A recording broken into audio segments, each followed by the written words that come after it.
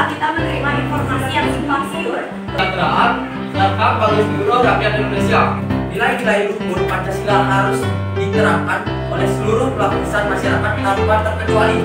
Soekarno pernah bilang, perjuanganku lebih mudah karena mengusir penjajah, tapi perjuanganmu akan lebih sulit karena melawan bangsamu sendiri. Memanfaatkan perkembangan teknologi yang semakin canggih. Salah satu kampanye digital yang kami temui di internet adalah Tantangan dalam penerapan Pancasila adalah berbagai kendala atau hambatan yang dapat muncul dalam usaha untuk mengaktualisasikan nilai-nilai dan prinsip-prinsip yang terkandung dalam Pancasila. apa sih pengaruh digitalisasi dalam terbentuknya atau munculnya peluang dan juga tantangan dalam penerapan Pancasila. Jadi seperti yang kita ketahui bersama, digitalisasi itu seperti pisau bermata dua. Jadi bisa memberikan dampak positif, bisa juga memberikan dampak negatif. Masuk cyberbullying. Nah, tak jarang pula kita menerima informasi yang simpang siur, kebenarannya dan sering merugikan. Dengan perkembangan teknologi informasi, ideologi-ideologi yang bertentangan dengan Pancasila juga dapat menyebar dengan cepat. Di sini saya akan menjelaskan tantangan Di mana salah satu siswa itu membakar sekolahnya sendiri di Temanggung karena sakit hati dibully.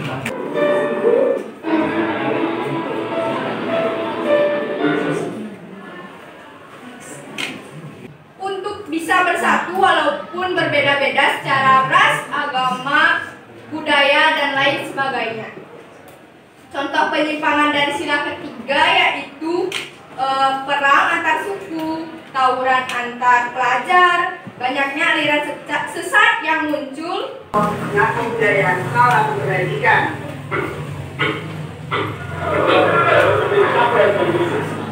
Dari permusyawarahan. Oleh karena itu, dalam tantangan ini merupakan terjadinya perbedaan kedudukan dan hak suara atau yang Dengan adanya seorang oknum yang termasuk dalam golongan orang kaya yang ikut membeli BBM bersubsidi, di mana sila kelima ini menekankan pentingnya pemerataan kesempatan, kesejahteraan, dan hak bagi seluruh rakyat Indonesia. Upaya yang dapat kita lakukan sebagai pelajar untuk mengatasi tantangan yang terjadi dalam kasus-kasus tersebut adalah yang pertama, dalam sila pertama, upayanya yaitu kita sepatutnya menghargai dan menghormati segala perbedaan. Insinyur Soekarno pernah bilang, perjuanganku lebih mudah karena mengusir penjajah, tapi perjuanganmu akan lebih sulit karena melawan bangsamu sendiri.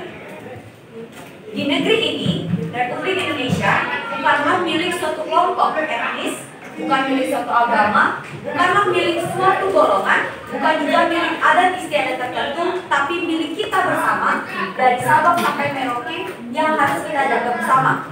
Maka dari itu, agar negara Indonesia yang telah dibangun dan juga diraih kemerdekaannya oleh pahlawan-pahlawan kita terdahulu tidak mengalami perpecahan, kita sebagai generasi muda di masa sekarang harus terus untuk meningkatkan yang namanya rasa toleransi, kemudian meningkatkan rasa kekeluargaan, dan juga menerapkan nilai-nilai Pancasila dalam kehidupan sehari-hari sehingga kita bisa menghindari yang namanya perpecahan dalam bangsa kita sendiri. Jika terjadi permasalahan yang berasal dari dalam, kemungkinan besar akan memberikan pengaruh dan dampak yang besar hingga bisa saja menyebabkan perpecahan. Karena jika manusia dalam suatu bangsa tidak saling percaya, maka bangsa itu tidak akan bisa berdiri sendiri sebagai suatu bangsa yang merdeka. Maka dari itu, sejak dini, nilai-nilai luhur Pancasila harus diterapkan oleh seluruh lapisan masyarakat tanpa terkecuali agar bisa meminimalisir terjadinya permasalahan-permasalahan di dalam yang dapat mengancam keamanan dan ketentraman masyarakat. Demikianlah penjelasan mengenai peluang dan juga tantangan dalam penerapan Pancasila yang bisa kami sampaikan.